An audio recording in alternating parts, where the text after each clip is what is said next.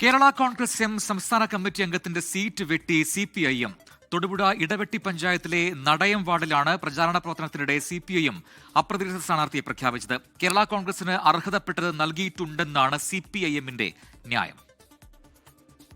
UDF-ൽ നിന്നപ്പോഴും LDF-ൽ എത്തിയപ്പോഴും മാണി വിഭാഗം കൈകാര്യം ചെയ്ത സീറ്റ് ചർച്ച പോലും ചെയ്യാതെ CPIM ഏറ്റെടുത്തു എന്നാണ് കേരള കോൺഗ്രസിന്റെ പരാതി. കേരള കോൺഗ്രസ് മാണി വിഭാഗത്തിന്റെ സംസ്ഥാന കമ്മിറ്റി അംഗവും ഇടവെട്ടി പഞ്ചായത്തിലെ മുൻ മെമ്പറുമായ ജയകൃഷ്ണനായിരുന്നു സ്ഥാനാർത്ഥി. പാർട്ടി നിർദ്ദേശമനുസരിച്ച് പഞ്ചായത്തിലെ 4-ാം വാർഡിൽ പോസ്റ്റർ അടിച്ച് പ്രചരണം കൊടുക്കുന്നതിനിടയിലാണ് സീറ്റ് വെട്ടി എന്ന വിവരം വരുന്നത്.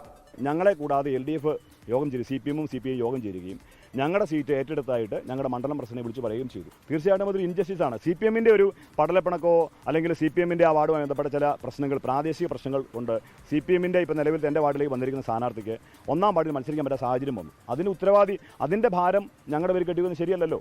CPIM-ലെ ധാരണപ്രകാരം നടയം വാർഡിൽ CPIM-ന്റെ പാർട്ടി മെമ്പറായ മുജീബാണ് മത്സരിക്കുന്നത്.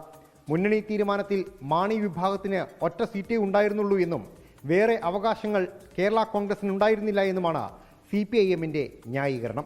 മറ്റ് ഘടകകക്ഷികൾക്ക് കേരള കോൺഗ്രസിന് ഒരു പഞ്ചായത്ത് സീറ്റും ഒരു ബ്ലോക്ക് സീറ്റും അവരാവശ്യപ്പെട്ട സീറ്റ് ഞങ്ങളെ മുന്നണിയുമായി ബന്ധപ്പെട്ട ആവശ്യപ്പെട്ട സീറ്റ് കൊടുത്തിട്ടുണ്ട്. സ്ഥാനാർത്ഥിയായി CPIM-ന്റെ മുജീബ് നാമനിർദ്ദേശ പത്രികയും സമർപ്പിച്ചു. മുന്നണി ധാരണ തെറ്റിച്ച് ഏകപക്ഷീയമായ രീതിയിൽ CPIM മുന്നോട്ട് പോയാൽ സ്വതന്ത്രനായി മത്സരിക്കാനാണ് ജയകൃഷ്ണന്റെ തീരുമാനം. വിട്ടുവീഴ്ചയ്ക്ക് തയ്യാറായില്ലെങ്കിൽ വിമത നീക്കത്തിലൂടെ ശക്തി തെളിയിക്കാൻ മാണി വിഭാഗവും ഒരുങ്ങിക്കഴിഞ്ഞു. 24 തൊടുപുഴ. ലോകത്തെവിടെയായാലും ഏത് സമയത്തും 24 വാർത്തകളും ഓഗ്മെന്റഡ് റിയാലിറ്റി പാക്കേജുകളും എക്സ്പ്ലെയിനറുകളും വിശദമായി കാണാൻ ഞങ്ങളുടെ YouTube ചാനൽ നിങ്ങൾക്ക് സബ്സ്ക്രൈബ് ചെയ്യാം.